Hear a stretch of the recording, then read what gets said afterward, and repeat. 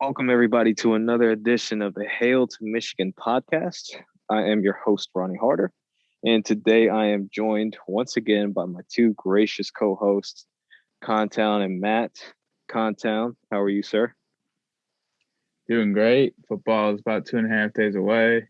It's Gonna be game back in the week. stadium. Yeah, it's game week. It feels almost like game eve. Like it feels so close. Finally got a break from the humidity here in Michigan, and weather's gonna be perfect for opening weekend. I mean, life's good. Yeah, I'm up here visiting family right now, and the weather is just absolutely amazing compared to what it is in South Carolina.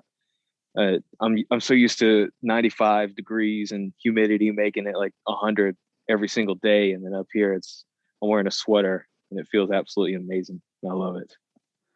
I remember that well from my days living in Atlanta, and I don't miss it.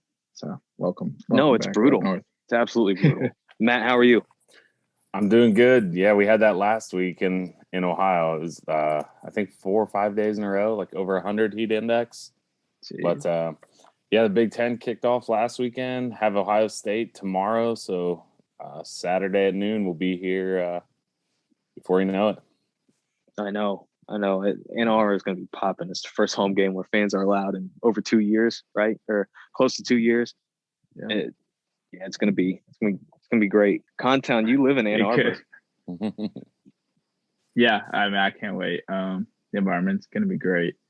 My sister's a junior right now, and her new house is down by the stadium. So I think we're all like whole family's getting ready, getting in the spirit, ready for the first real game day. And like you said, almost 2 years. So Yeah, and it just feels great to be a Michigan fan right now.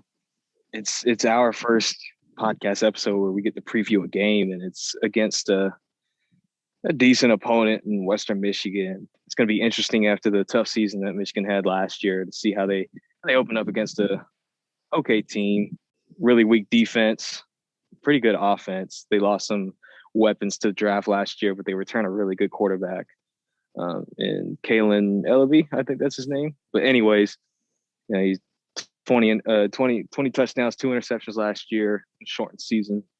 They went 4-2, lost the last two games. Contown, what are some of the weaknesses and some of the strengths that you see from this Western Michigan team heading into Michigan? I mean, I think they're a team that, you mentioned the touchdown to interception ratio of Ellaby last year. They're just efficient on offense. They take care of the football. Ellaby I think he's the leading quarterback efficiency rating in terms of returning quarterbacks. If he's not leading, he's top 5. His efficiency He's definitely numbers up there. Yeah, his efficiency numbers are fantastic. They've got good skill players. They return almost everyone. I think they lose 3 or 4 starters overall. I think 3, 2 to the draft. So they were great players, but they return so much production and experience. And they're going to be really efficient on offense. And, they do what they do well. It's a program that hasn't dropped off too much after PJ Fleck left for Minnesota. They've got he's an excellent deep thrower too. So it's going to be a really good test for Michigan's corners who struggled so much last year, especially with deep ball. Yeah. You saw against Michigan State. So if I had to point out a weakness, it would be the guys they lost were pretty key players. Anytime a MAC school loses 2 players to the first half of the NFL draft, it's a big loss. So yeah, I guess Eskridge is their biggest loss. Those leaders. Yep. Matt, what about you? Yeah, I think efficient is the right word when you talk about their offense. I think Harbaugh said he was 3rd in the country. Ellaby was last year. I think they lost Hayward on defense as well to the portal. He didn't go to the draft, but I mean, those 3, I'm not sure who the 4th starter that's not coming back is. He's at Arizona now with Don Brown. Yeah. Losing those 3 off of a decent team last year. They were pretty good last year, but that's a big loss for a MAC team. I actually did look back last couple times we've played Western to see what the score was and where they end up finishing. Because from what I can tell, they're projected in the top 3 in the West this year. Ball State and Toledo being the other 2. Yeah. So probably above the middle tier of the MAC. And usually when we put them in 2018, where they finished right in the middle, basically, of the MAC and beat them 49-3. And in Brady Hoke's first year, they finished in kind of the upper half of the MAC, and it was 34-10 in that game. So if we're projecting them kind of in between there, it should be a game Michigan wins comfortably, but they do have some good pieces on offense for sure, and it'd be interesting to see how they are on defense.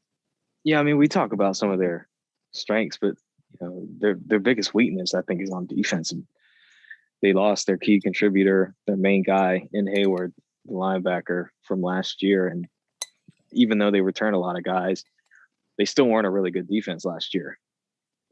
Michigan should be able to run the ball pretty effectively as long as their O-line's healthy and they're getting coached up by Coach Moore and everything's going well and clicking for those guys. The running back should have a really good day. I mean, we all know, and Trevor Keegan said it, I think yesterday during a press conference, that Michigan's going to be pounding the rock and running the ball a lot this year compared to other years. It's probably going to be like the old school Harbaugh days where they're going to be running the ball quite a bit. So it'll be really interesting to see how they do, especially in the first game against the defenses, not that good, so to speak.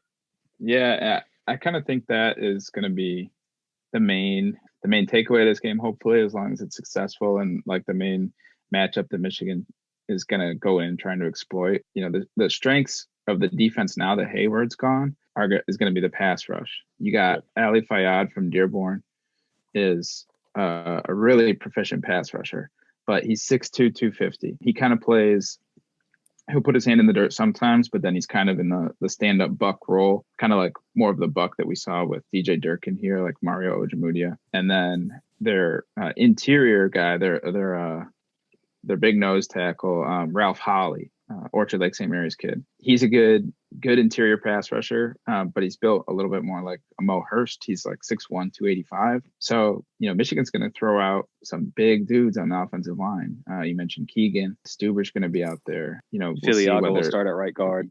Yeah, it sounds like Filiago will be in for Zinter. So both of those guys are like 330 guys. So I would guess that Michigan's going to want to go right at the undersized D lineman that Western's going to put out there and not give them a chance to kind of get into a pass rushing groove and kind of pave them a little bit. And that's basically what we did to Western in 2018. I mean, Karan Higdon had a huge day in that 49-3 win. So I would assume. So we talk about. Go ahead, Matt. Yeah, I think Evans had a big day that day too. If I remember right, Evans had a couple touchdowns. Higdon and Evans, yes. Yep. Yeah, so we talk about matchups, and I want to start off here with the matchups on defense for Michigan against that Western Michigan offense. Matt, we'll start with you. What's the biggest matchup that you're looking forward to or you think will be the keys to this game? Yeah, what I'll be watching when Michigan's on defense, obviously, I'll be focused a lot on Michigan and what they're doing scheme-wise, personnel out there and all that. Right. But, one guy that we know that will be out there will be Aiden Hutchinson. And I think the matchup that I'm going to be watching, they return 4 out of 5 offensive linemen, but the guy that they lose was an NFL tackle. I believe he played tackle for them. He's guard, I think, in the NFL. Yeah, he was a tackle. But, what I'll be watching, the matchup I'll be watching is, do they have anybody that can block Aiden Hutchinson? I mean, we're talking about a potential first-round pick. And that's both in the ground game and through the air. We could do a lot to offset their efficient passing game if Aiden is just wrecking people up front. And honestly, you got to think about Ojabo on the other side too. I know he hasn't proven much, but in terms of just pure athleticism, a MAC school like Western Michigan, where they don't have offensive linemen that are going to be going to the NFL that often, it's rare. It'll be interesting to see how they match up against Ojabo coming off the edge, just because of his athleticism. Absolutely. I think in general, Michigan can bring more pass rushers than they'll be able to handle. I'll specifically be watching Aiden, but that in general is going to be a big matchup, especially with a team with lesser talent on offense. They usually try to find. We always refer to it as find the fish. They usually try to find the weak spot on the defense and attack that. I mean, I got to imagine they're going to come out with a Michigan State of last year's style game plan and try to attack the corners with some quick hitting pass and not letting the pass rush get to them. So that'll be big. I mean, if Michigan can kind of mitigate that passing game, it should be an easy victory. If they can't, it's going to be also, a long day. Do not be surprised if Western Michigan scores a quick touchdown or drives down the field pretty quickly. It's happened in years past with Michigan defenses, but this is a brand new scheme. There's a lot of moving parts, a lot of new things happening. So it wouldn't be a surprise if Western Michigan went down and scored right away. I know that might upset some fans. You know it will. But I think that would be nothing to worry about unless they kept doing it like Michigan State did. The chances we see a busted coverage by Michigan this weekend are pretty high. It's first game stuff, right? Western might take advantage of it once or twice, but against an NFL QB. Minutes, yeah, Alabi's going to get drafted. And we talk about they lost Dwayne Eskridge, but they returned Sky Moore, who I think is really good. Yeah, he's one of the better receivers in the MAC. And so, what about you, Contown? Like, what are some matchups that you're looking forward to on offense or defense?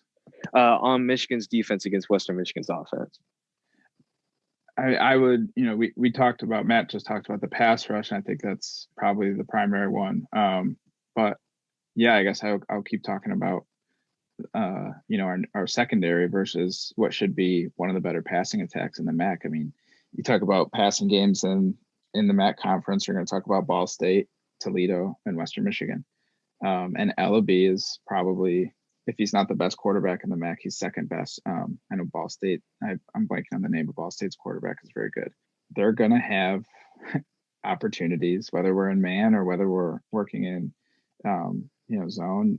They're going to have opportunities to hit passing plays. And I don't think Michigan fans should freak out if, they connect. If Alabi to Sky Moore connects a couple times, because Moore is an electric receiver. We're going to be working in some new coverages, some new schematic things that we weren't running last year.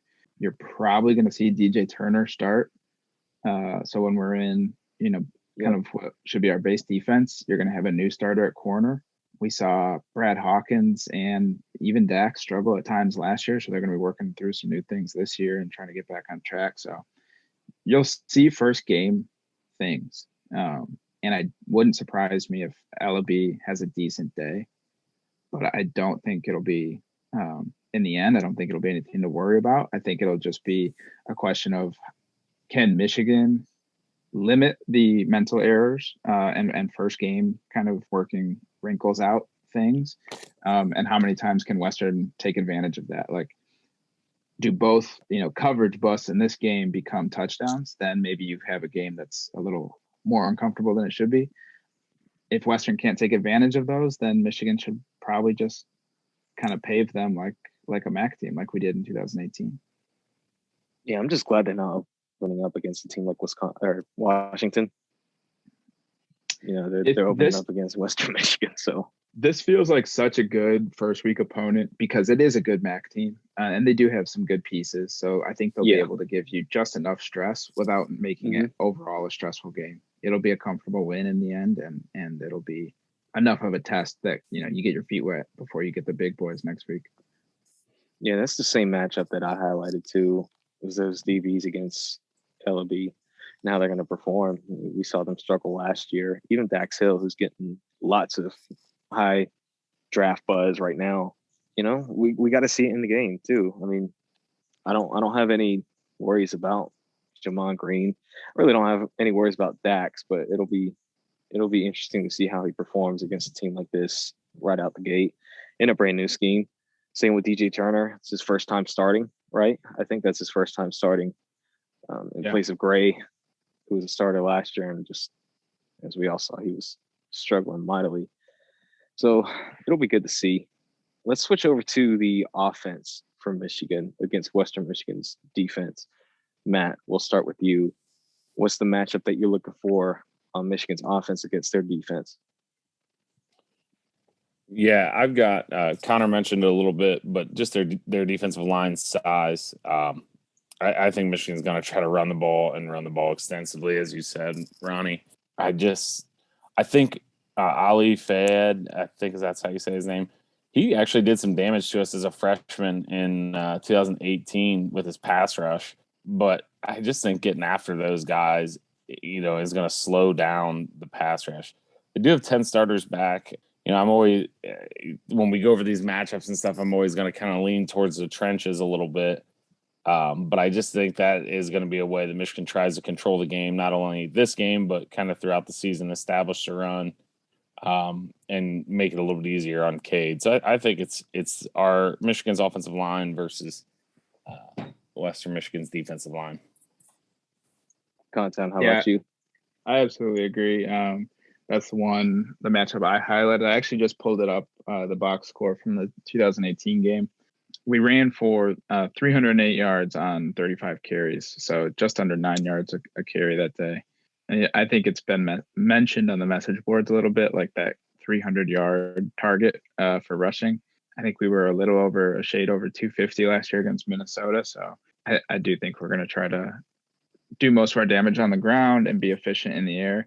I would say if I had to highlight anything else, off a really efficient and just a great run game and heavy run game comes, what should be a lot of opportunities in the play action game. Last week I talked about, I think Cornelius Johnson is going to end up being the MVP of this offense this year. So I think maybe the next matchup I would highlight would be, once you establish the run, capitalizing when you take your shots in the play action game. I'd love to see Dalen Baldwin, on a deep post, open up a little bit of the vertical passing game and see what Cade can do. We saw him hit some nice shots last year in garbage time against Wisconsin and in the Rutgers game, of course. But now that Cade's the guy, certainly we don't want to only see the run game against Western. So hopefully they use that to set up some of the vertical passing game. Yeah, that's what I'm looking for. I know what I'm going to get from the run game. Corum, Haskins, Edwards. I know they're just going to pound the ball and do really well, but I want to see what Cade does. Who was my, preseason pick to be MVP this year on offense? I want to see how he does in the play action. We're just dropping back, passing to the guys like Bell, Johnson, Sainer still. So it'll be interesting to see how they perform on offense in the passing game, because I have no issues whatsoever or no concerns about their running game. Yeah, I think sometimes too with a big opponent week 2, I think sometimes that's always interesting to see, like the strategy, especially if they get out to an early lead. Say second quarter, it's more than a 2 touchdown game. Do they go real vanilla and kind of not show anything? Or, some teams go with the strategy of showing a bunch to, have them prepare for everything, especially with the vertical passing game. I mean, if they're up 21-3 and they're still chucking it down the field, that could open up potential running lanes for week 2, which are going to be hard to come by, I think. So I would show everything. It'll be interesting to see what kind of that little chess match with a potential chess match with for the Washington game. It's interesting because you kind of have the same thing on both sides. Washington's got Montana this week, so Montana's a good FCS program, but it's an FCS program. So what's Washington going to show this week against Montana? What's Michigan going to show this week against Western? It's kind of like you said, Matt, the chess match in what should be 2 cupcakes before the big showdown next week. Yeah, I completely agree. To me, all the best teams in the country, all they do is show their great stuff every single week. So to me, that's what they should do, no matter who the opponent is. Yeah, I tend to lean that way. I think Michigan's going to have a few, whatever you want to call them, gadget plays, gimmick plays that they'll probably have in the bag available for Washington. But other than that, I think you should run your base offense, especially because you've got guys who, while they got experience last year, are still young, especially on the offensive line, and some of the receivers like Sainer still is, I think he's got so much playing time that we might think of him as an old guy, but he's really not, still a younger guy. AJ Henning and Roman Wilson are younger guys, so I think he runs so many weapons. a lot of your offense, and you get guys practiced and more experienced in the offense. Yeah, I agree. I lean that way as well. And you're also setting things up. I mean, the RPOs that you have, the play action game that you have, the counters to the stuff that you're doing, you know, you can be pretty vanilla and still be setting things up for the next game. So yeah, I agree. I tend to lean towards aggression, but it'll just be interesting to see. I mean, if we're in the second half and see some of the young guys play too. So, any individual things you guys would like to see in terms of individual players this weekend? I want to see how Josh Ross does. Yeah. He had a really bad year last year. His season was cut short a couple years ago due to injury. I want to see how he bounces back. We've heard nothing but great things from him during camp, throughout the whole offseason. He's got talent. I mean, he looked so good in 2017, 28, or was it 2018? Yeah, it was 2018. He looked so great in 2018, 2019, 2020. We know what happened. He got injured. And then last year, he looked horrendous. I don't know what was up. I don't know if it was just Don Brown or if it was, that's the real player that he is. And he just never recovered fully from the ACL injury. But I want to see how he does this year, especially in that first game. Did he have an ACL? I thought there was potential that he was coming back. I thought he had an ACL injury because he only played 4 games that year. Right. I'd have to go back and look. I thought there was question about him coming back for Ohio State, like whether they wanted to burn the red shirt or not. I think you're right, Matt. I want to say it was ankle, like high sprain, or even it was an ankle injury. It wasn't an ACL injury. It was like it was like a really conscious decision to keep the red shirt on. Right. He could have come back. Yeah. That's why I don't remember what the injury was for sure. You're probably right. He played in the bowl game that year. Oh, okay. He played in the Citrus Bowl. Okay. Against Alabama. According to this article. So, not by memory. I don't remember him playing in that game, but apparently he played in that game. So I don't either, actually. There's no real individual for me. I've said this to a few fans like throughout the off season. But I think the defensive unit as a whole, and I know it's like Western, but they do have a good offense. So I'm looking at them as a whole, not necessarily individual players, but are they lining up correctly? Do they look comfortable? Do they look organized? I mean, even just like the little things, running to the ball, being organized, not missing a bunch of tackles, like even that stuff will improve this defense dramatically. I mean, they have talent on defense. So they're a top 15 team in terms of talent easily. Yeah. So, I mean, it's more the defensive unit as a whole than any one player on defense. For me, it's just, can they look organized? Can they play hard all game, every game, and that starts with week 1. I mean, the energy is going to be high. There's no real reason. There's going to be, as Contown mentioned, I mean, there's going to be some organizational things, but for the most part, they look buttoned up. First time play caller, changing schemes, a lot of moving parts. So I'll be watching the defense specifically. Yeah, I'm super excited.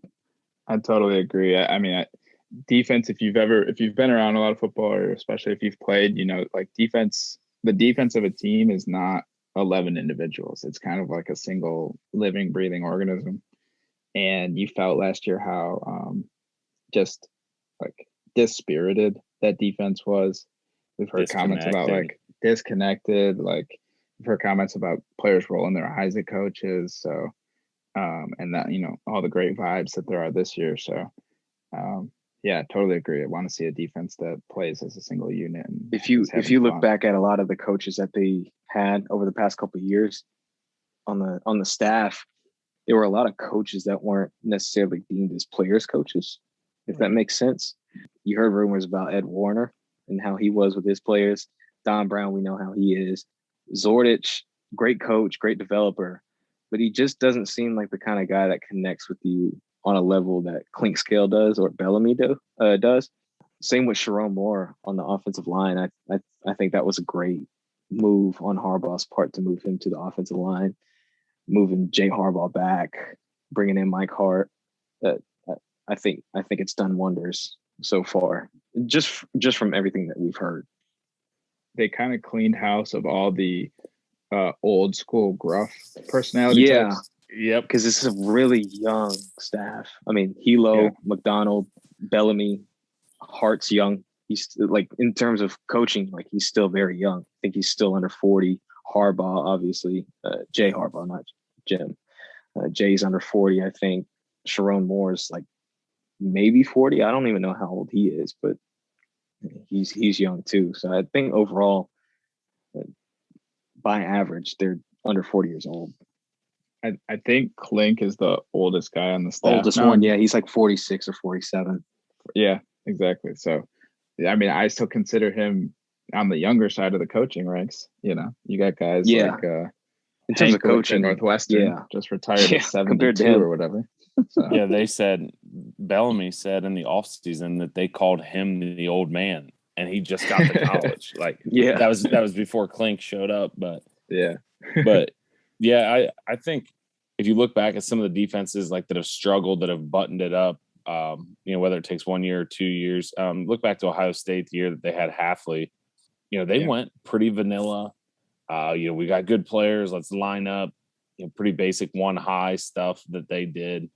And I'm not saying Michigan has to be vanilla, but you can turn, as you were mentioning, Contown. It's just, you can turn a defense just by the little things, being organized. And Brady Hoke's first year, that defense didn't have a ton of talent. I mean, it wasn't terrible, but it was the year before he got there. So the fluky years. Like, oh my God, I don't want to even talk about 2011. But I mean, how many? That defense went from pretty bad to like a top 25 unit overnight. One of the worst defenses they had in some Michigan solid history. players. They had a lot of solid guys, but guys that were never NFL. Didn't they have like Craig Rowe, Van Bergen, Ryan Van Bergen, Raymond Taylor, Mike Martin? Mike Martin had the best pro. Yeah, Kovacs, Jordan Kovacs. Can't forget Jordan Kovacs. Jake Ryan. But Jake Ryan, that's right.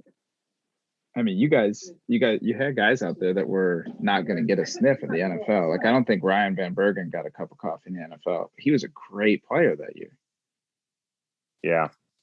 And that was with a new coordinator and everything like that too. So, just breathing a little bit new life, hearing a different voice can do wonders. And I think this team certainly has at least more top end talent on.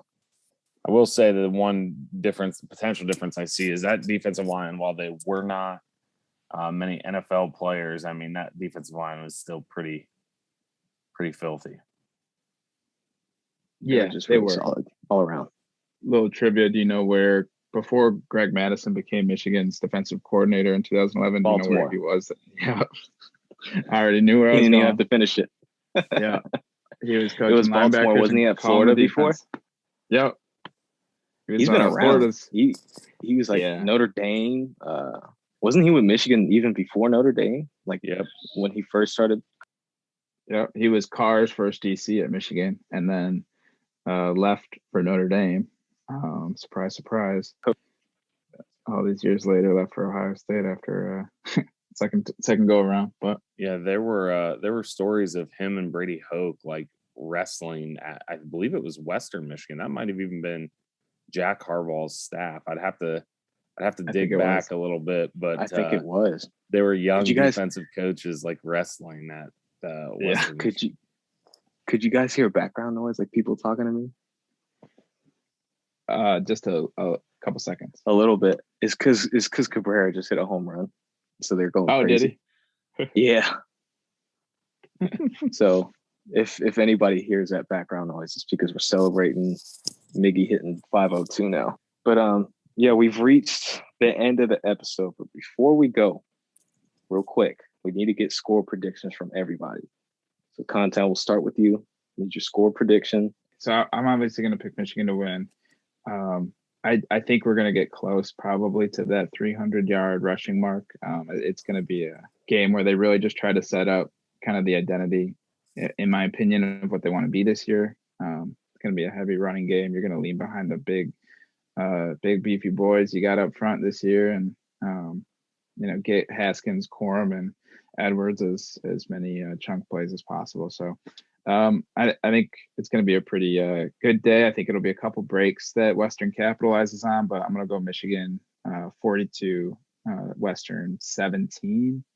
So for the bettors out there, I guess I'm predicting Michigan to cover. I think the spread's at 18 right now ish.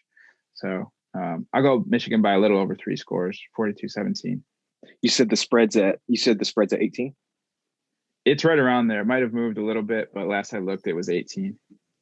Yeah, I'm seeing 17 with an over-under 67.